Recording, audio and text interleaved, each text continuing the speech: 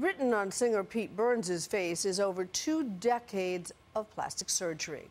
The megastar of 1980s British pop was known for his flamboyant appearance, but nothing prepared the public for the radical experiments Burns conducted on his own face. After the first one, a botched nose job, the surgeries and enhancements just kept piling up. Dozens upon dozens of injections and procedures, steroids, filler, and tissue reconstruction.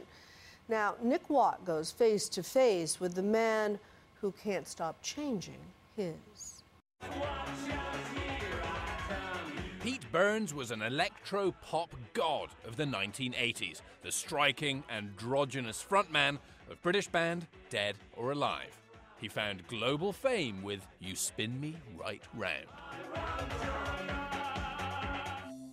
25 years later, we meet in a London hotel to discuss what has happened to his face. I mean, you were a beautiful man, you were lauded. Why did you want to change it? I just wanted to change it. The first incision of the surgeon's knife, a botched nose job. That's why the eye patch came about, because it collapsed on one side. It was done by a backstreet butcher.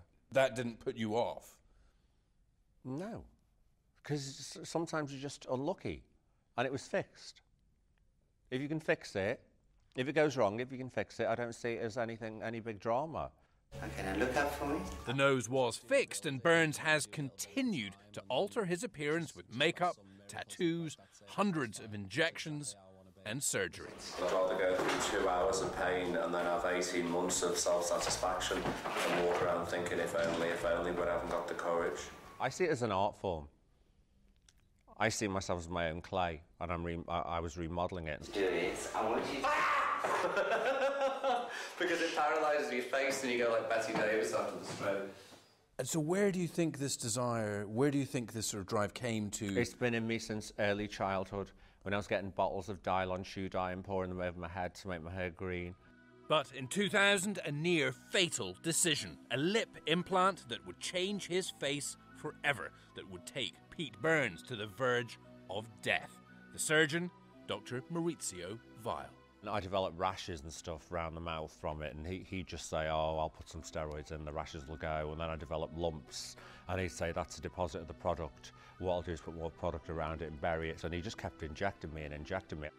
After 4 years, crisis point. I woke up after doing a song with the Scissor Sisters, and my lip was at least 18 inches away from my face, the lower lip. It was huge, like this big, just swollen, like a ubangi. But when you wake up and your Adam's apple has come out here further than your jaw, and one side of your face is so swollen you can't open your eye, and there's yellow discharge, not just leaking, squirting with a hiss, it would squirt from my face. It was like one of the worst science fiction or horror movies you could ever see. Burns had just released a greatest hits album. He should have been touring, but he couldn't even show his face in public.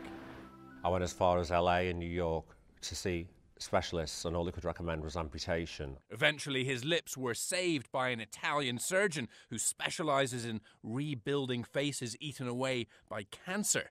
Burns endured 2 years of intensive treatment. It was removing what amounted to pints of fluid that my body had produced to try and fight this substance that was in me. I had 11 kidney stones, near liver failure, thrombosis, nearly lost sight in one eye, and couldn't eat food. I had to be intravenously fed. So for 2 years like that. Burns walked away with a $700,000 out-of-court settlement from Dr. Maurizio Weil. I hope he dies. I hate the man's guts. Because despite over 100 operations to put things right, Burns still looks like this. If you walk down the street, people are drawn to look at you. They always have done. I don't even see it. It doesn't register. What are you underneath? I'm not about to tell anybody that, but all I will say is that what you see on the outside is a complete contradiction to something that's on the inside. We're all changing something. You're not sitting here unshaven in your dressing gown or stark naked, and I'm not sitting here untouched by the syringe. Burns admits he will never kick the plastic surgery habit. Because I have a good doctor. He's on speed dial in my phone. I have a good doctor, and he won't try anything that is, because occasionally I get a crazy idea. I'm very clever in what I use now. It's my own tissue that I use, fat harvested from my own body. Right. So the body absorbs it and it's safe and you can't reject it. And a lot of it's just age maintenance. And a lot of it is I get bored and I think I've got to change. I've got to do something.